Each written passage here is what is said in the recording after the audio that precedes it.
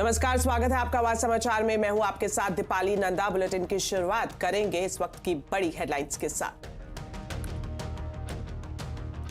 Mid cap small cap शेयरों ने बिगाड़ा बाजार का मूड। सेंसेक्स निफ्टी में करीब 1.5% की गिरावट। सेंसेक्स 900 पॉइंट से ज्यादा गिरा। निफ्टी में रही 300 अंकों की गिरावट।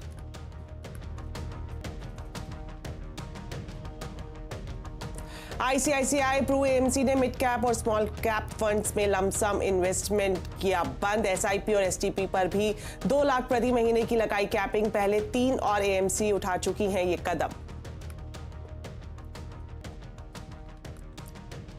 हम सेमीकंडक्टर सेक्टर से जुड़े प्रोडक्ट्स का कॉमर्शियल प्रोडक्शन करेंगे। वो दिन दूर नहीं जब भारत इसमें भी एक ग्लोबल पावर बनेगा। 1.25 लाख करोड़ रुपए की लागत वाले 3 सेमीकंडक्टर प्लांट का पीएम मोदी ने किया उद्घाटन। कहा, स्पेस, न्यूक्लियर और डिजिटल की तरह सेमीकंडक्टर का ग्लोबल हब बनेगा भारत।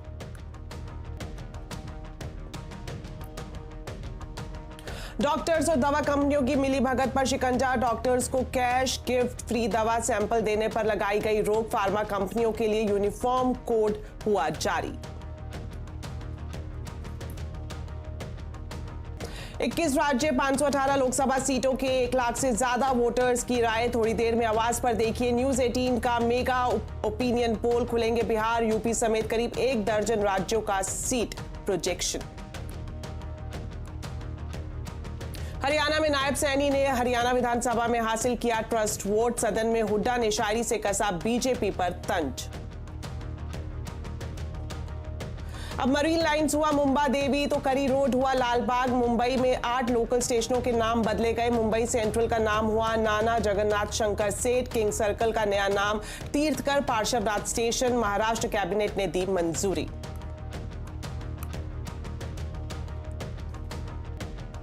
चलिए बुलेटिन की शुरुआत करेंगे मार्केट अपडेट के साथ। आज कारोबारी हफ्ते के दूसरे दिन बाजार में भारी बिकवाली रही। मिड कैप स्मॉल कैप बुरी तरह से पिट गए। सेंसेक्स निफ्टी में करीब 1.5% की गिरावट देखने को मिली। मार्केट का पूरा हाल समझते हैं यतिन से। तो यतिन, आप बताएं कि आज तो बाजार पूरी तरह से धराम हो गया, क्या कुछ वजह रही है? अगर हम बाजार की बात करें तो ऑब्वियसली काफी दिनों से आप मिड कैप में सेल ऑफ देख रहे हैं। आज लार्ज कैप में भी ज्यादा दबाव बना। इनफैक्ट अगर आज हम बाजार की बात करें तो सभी के सभी सेक्टर्स एफएमसीजी सेक्टर छोड़ के लाल निशान में बंद हुए। अगर हम पीएसयूज की बात करें या अदानी ग्रुप के शेयर्स की बात करें तो जोरदार बिकवाली यहां भी आपको देखने को मिली। इनफैक्ट पीएसयू स्टॉक्स में पीक से जो मार्केट कैप की कटौती हुई है वो लगभग 10 लाख करोड़ रुपए के आसपास की हुई है। तो भारी नुकसान के साथ आज पीएसयू आपको स्टॉक्स ट्रेड करते हुए दिखाई दे रहे थे। चाहे वो डिफेंस स्टॉक्स हों, चाहे वो रेल स्टॉक्स हों, सभी के सभी शेयर्स में आपको दिक्कत का सामना करना पड़ रहा था। ओवरऑल अगर हम देखें तो थोड़े बहुत फार्मा शेयरों में और एफएमसीजी शेयरों में खरीदारी थी, लेकिन हाँ, पूरा का पूरा मार्केट जो था आज एकदम नरमी के साथ बंद हुआ। और बाजार का एडवांस डिक्लाइन रेशियो भी देखें तो लगभग 1 शेयर के पीछे 24 शेयर गिरने वाले दिखाई पड़े। यतिन, ये भी बताएं कौन से सेक्टर्स और शेयर्स ऐसे रहे जिसमें सबसे ज्यादा एक्शन देखने को मिला है आज? देखिए, निफ्टी गेनर से ही शुरू करते हैं, जहां आईटीसी सबसे जबरदस्त मोमेंटम के साथ बंद हुआ। लगभग 5% की गेन के साथ आज आईटीसी का शेयर बंद हुआ। यहां 17,500 करोड़ रुपए के आसपास की ब्लॉक डील्स के बाद शेयर में जबरदस्त तेजी का माहौल रहा।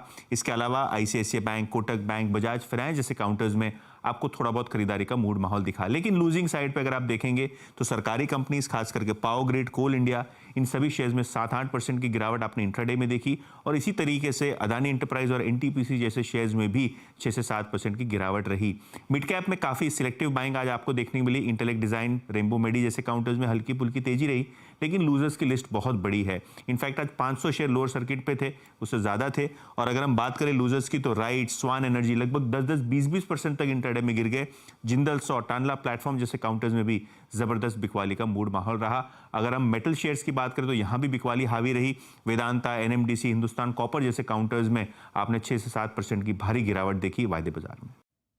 शुक्रिया यतिन इस पूरे मार्केट अपडेट के लिए। वहीं मिड कैप और स्मॉल कैप शेयरों की हालत भी खराब है। दरअसल 5 एएमसी ने सख्ती बढ़ाते हुए एक मुश्त निवेश पर रोक लगा दी है। मिड कैप और स्मॉल कैप में मचे कोहराम पर चर्चा और एक मुश्त निवेश पर ब्रेक क्यों लगाई गई है, ये बताने के लिए जुड़ रही हैं हमारी सहयोगी हर्षदा सावंत। तो हर्षदा जी, बताएं क्या है पूरी कहानी? तो वन टाइम इन्वेस्टमेंट अब आप आईसीआईसीआई प्रू की किसी भी मिड कैप स्कीम में नहीं कर पाएंगे। उन्होंने वो फाइनल डिसीजन लिया, ये इनफैक्ट परसों से लागू होने वाला है। अब इसमें आपको मैं बता दूं कि आईसीआईसीआई प्रू भी ये भी कहता है कि एक तो वन टाइम इन्वेस्टमेंट नहीं होगा, लमसम इन्वेस्टमेंट रादर जिसे हम कहते हैं। किसी भी दूसरी स्कीम से आप मिड और स्मॉल कैप स्टॉक्स में वाली स्कीम में शिफ्ट नहीं कर पाएंगे। साथ ही साथ उनका ये भी कहना है कि यहाँ से थोड़ा सा वो चौकन्ना रहेंगे लार्जली इन निवेशकों पर, इन इन्वेस्टमेंट्स पर।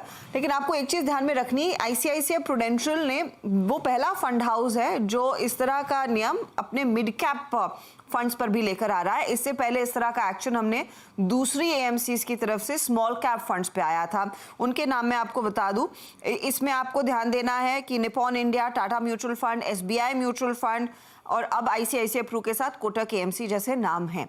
अब कोटक मार्च 4 में इन्होंने एक्शन लिया और बाकी दो जो कंपनियां थी निपॉन और टाटा म्यूचुअल फंड, उन्होंने जुलाई पिछले साल एक्शन लिया। अगर आप इस समय इन्वेस्ट करना चाहते हैं तो आईसीआईसीआई प्रू ने साफ आपको कहा है कि कितना पैसा लगा सकते हैं। डेली एसआईपी 10,000 मैक्स लिमिट है, वीकली एसआईपी या फिर एसटीपी वो 50,000 की लिमिट है। अगर आप 15 दिन वाली एसआईपी में ले रहे हैं तो मैक्सिमम आप 1 लाख रुपए डाल सकते हैं और एक मासिक यानी मंथली एसआईपी या फिर एसटीपी में पैसा लगाएंगे तो 2 लाख से ऊपर फंड आपसे पैसे नहीं लेगा। वैसे ही क्वार्टरली के लिए भी वो 6 लाख की लिमिट तय की गई है। तो इस तरह की लिमिट्स आई है एंड आई थिंक एक रेयरिटी है, क्योंकि आई डोंट रिमेंबर लास्ट इस तरह का एक्शन कब एक मिड कैप फंड के लिहाज से लिया गया हो। स्मॉल कैप में इस तरह का एक्शन आता हुआ दिखाई दिया है। एक और दिलचस्प चीज ये है कि जहां पर ये आपका कोटक और बाकी फंड्स ने इस साल एक्शन लिया है, एसबीआई म्यूचुअल फंड ने 2020 में किया था अपने स्मॉल कैप स्कीम पर। अब अलग अलग कारण बताए जा रहे हैं कि एक तो मिड और स्मॉल कैप में जो एक तरफा तेजी हुई है उसको लेकर डर है, वैल्यूएशंस काफी ज्यादा महंगे हो गए इस पूरे स्पेस में, उसकी भी चिंता ऑफ कोर्स है। बार बार हम रेगुलेटर की तरफ से स्टेटमेंट सुन रहे हैं कि एक बबल बन रहा है, बबल को ज्यादा बड़ा नहीं बनने देना है, इसीलिए सतर्क रहना चाहिए। और उसी कॉन्टेक्स्ट में दरअसल अब म्यूचुअल फंड हाउसेस भी एक्शन ले रहे हैं और अब मिड कैप्स पर भी वो एक्शन आता हुआ जो पहले सिर्फ स्मॉल कैप्स तक सीमित था। शुक्रिया हर्षदा जी इस पूरी जानकारी के लिए। वहीं सरकारी शेयरों का हाल भी बुरा है। शिखर से पीएसयू कंपनियों का 10 लाख करोड़ मार्केट कैप साफ हो गया है। सिर्फ इतना ही नहीं, एमएफ का भी अब पीएसयू से मोह भंग होता दिख रहा है। ज्यादा डिटेल के लिए चलते हैं सहयोगी सुमित मेहरोत्रा के पास। तो सुमित, पीएसयूज में निवेशकों के जोरदार हाथ जले हैं, क्या है डिटेल, कहां आई है ये बड़ी गिरावट? एक तो मासिव सेल ऑफ मार्केट्स में चल ही रहा है, स्पेशली मिड कैप में, स्मॉल कैप में, और उन सेक्टर्स में आपको ज़्यादा बिकवाली दिखाई पड़ेगी जहाँ पे पीएसयू का एक्सपोजर भी ज़्यादा है। तो पहले तो मिड कैप इंडेक्स 7% के आसपास वाइप आउट हो चुका है हायर लेवल से। स्मॉल कैप करीब 14% के आसपास ये हायर लेवल से वाइप आउट होता हुआ दिखाई पड़ा है। 3.5 लाख करोड़ की मार्केट कैप मिड कैप 100 की वाइप आउट हुई और स्मॉल कैप 100 की करीब 3 लाख करोड़ के आसपास की मार्केट कैप यहाँ भी वाइप आउट होते हुए दिखाई पड़ी है। सीपीएससी इंडेक्स करीब 8.5% टूट चुका है और 70 पीएसयूज जो कि छोटी बड़ी सारी पीएसयूज मिलाकर हैं, उनकी मार्केट कैप करीब 10 लाख करोड़ के आसपास वाइप आउट हो चुकी है अपने हायर लेवल से। अब इन नंबर्स के बीच में सबसे ज्यादा बिकवाली कहां आई है? IFCI 48%, एंड्रयूल 48%, आयरेडा 40%, STC 38%, NBCC 38%। इसके अलावा आईटीआई 37%, एमटीएनएल 35%, एमएमटीसी 35%, आरसीएफ 35% और आरवीएनएल 35%। ये एक बड़ी सेल ऑफ की लिस्ट है। कुछ और नामों में केआईओसीएल 35%, इंडिया स्कूटर्स इंडिया करीब 33%, मिश्र धातु 32% और इरकॉन करीब 31% के आसपास बिकवाली यहाँ है। 2 ऑब्जर्वेशन इसमें और क्रूशल है। पहला वो जहाँ पे पब्लिक फ्लोट काफ़ी कम है। मिसाल के तौर पे एंड्रयूल 11% के आसपास का पब्लिक फ्लोट है महज, बाकी 90% पीएसयू की फ्लोट गवर्नमेंट के पास है। एसटीसी 10%, आईटीआई करीब 10% के आसपास का पब्लिक फ्लोट है। एमएमटीसी 10%, केआईओसीएल महज 1% पब्लिक फ्लोट है, 99% गवर्नमेंट की होल्डिंग है। स्कूटर्स इंडिया 6% के आसपास की पब्लिक फ्लोट है। तो ये वो शेयर है जो एक तरफा चले भी थे लो पब्लिक फ्लोट की वजह से, इसलिए बिकवाली। दूसरा ऑब्जर्वेशन, उन शेयरों में जहां रिटेल पार्टिसिपेशन बहुत ज्यादा है वहां पर भी काफी सेल ऑफ आता हुआ दिखाई पड़ा है। मिसाल के तौर पर इरकॉन 22%, पूरी कंपनी की मार्केट कैप का 22% हिस्सा रिटेल के पास है। एनबीसीसी 19% हिस्सा रिटेल पार्टिसिपेशन में है। आयरेडा 15.5% रिटेल पार्टिसिपेशन है। एमटीएनएल 14.5% के आसपास का रिटेल पार्टिसिपेशन यहाँ पर देखने को मिलेगा। आरसीएफ 15%, आईएफसीआई 14%, मिश्र धातु और आईआरएफसी जैसे आईआरएफसी में इंटरेस्टिंग पार्ट यह है कि ऑलरेडी 88% सरकार की हिस्सेदारी है। बचे 12% में से भी अगर आप देखें 9% रिटेल के पास है और करीब करीब 10% की मिश्र धातु पे। तो रिटेल पार्टिसिपेशन जहाँ ज़्यादा है, लो फ्लोट जहाँ ज़्यादा है, उस तरह के शेयरों में हमने भारी बिकवाली हायर लेवल से आते हुए देखी है। शुक्रिया सुमित, ये पूरी जानकारी हमारे दर्शकों को बताने के लिए। चलिए अब कुछ राजनीतिक खबरें। प्रधानमंत्री मोदी ने आज 3 सेमीकंडक्टर यूनिट की नींव रखी, जिसके निर्माण पर करीब 1.25 लाख करोड़ रुपए की लागत आएगी। इस मौके पर प्रधानमंत्री मोदी ने कहा कि स्पेस, न्यूक्लियर और डिजिटल की तरह ही भारत सेमीकंडक्टर का ग्लोबल हब बनेगा। 21वीं सदी टेक्नोलॉजी ड्रिवन सेंचुरी है और इलेक्ट्रॉनिक चिप के बिना उसकी कल्पना भी नहीं की जा सकती। Made in India chip, design in India chip Bharat को आत्मनिर्भरता की तरफ से ले जाने में, आधुनिकता की तरफ ले जाने में ये बहुत बड़ा सामर्थ्य पैदा करेगी। भारत पहले ही एक स्पेस, न्यूक्लियर और डिजिटल पावर है। आने वाले समय में हम सेमीकंडक्टर सेक्टर से जुड़े प्रोडक्ट्स का कॉमर्शियल प्रोडक्शन करेंगे। वो दिन दूर नहीं जब भारत इसमें भी एक ग्लोबल पावर बनेगा।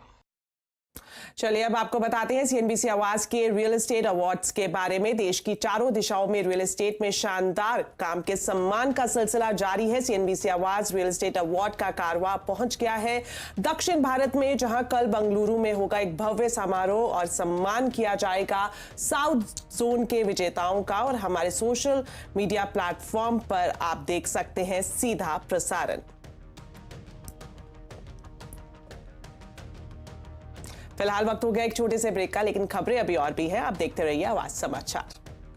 बढ़ते हैं कुछ और खबरों की तरफ। मरीन लाइन्स अब मुंबा देवी करी रोड अब लाल बाग स्टेशन हो गया है। दरअसल आज मुंबई लोकल के 8 स्टेशनों के नाम बदले गए हैं। मुंबई सेंट्रल का नया नाम नाना जगन्नाथ शंकर सेठ स्टेशन होगा। चरनी रोड का नाम गिरगांव स्टेशन हो गया है। इसी तरह सैंडहर्स्ट रोड का नाम डोंगरी और कॉटन ग्रीन स्टेशन का नाम काला चौकी हो गया है। डॉकयार्ड को मजगांव तो किंग सर्कल का नाम बदलकर तीर्थकर पार्श्वनाथ कर दिया गया है। इसके अलावा अहमदनगर का भी नाम बदला गया है। ये अब पुण्य श्लोक अहिल्या देवी के नाम से जाना जाएगा। महाराष्ट्र कैबिनेट ने नाम बदलने को मंजूरी दे दी है।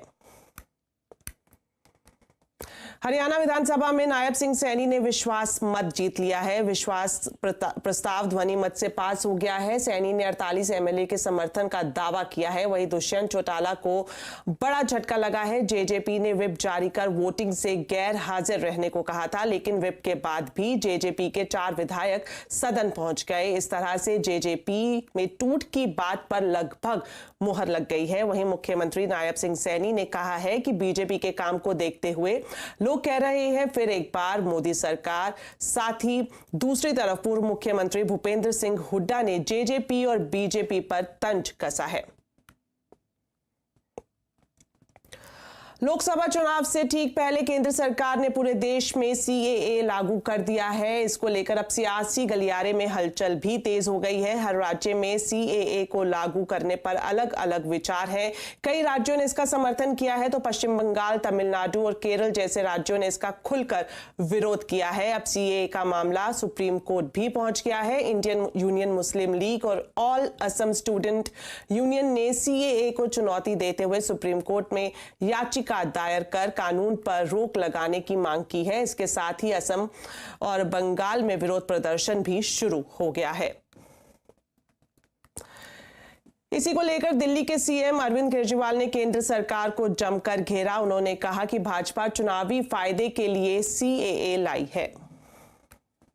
बीजेपी की केंद्र सरकार से हमारे बच्चों को रोजगार दिए नहीं जा रहे, पाकिस्तान से लोगों को लाके उनके बच्चों को रोजगार देना चाहते हैं। हमारे लोगों के पास तो घर नहीं है, भारत के तो ढेरों लोग बेघर हैं, लेकिन बीजेपी वाले पाकिस्तान से लोगों को लाके उन्हें भारत में बसाना चाहते हैं, उनको घर देना चाहते हैं। हमारे रोजगार उनके बच्चों को देना चाहते हैं, हमारे हक के घर उनमें पाकिस्तानियों को बसाना चाहते हैं। कुछ लोगों का कहना है कि ये पूरा का पूरा खेल वोट बैंक बनाने की गंदी राजनीति है।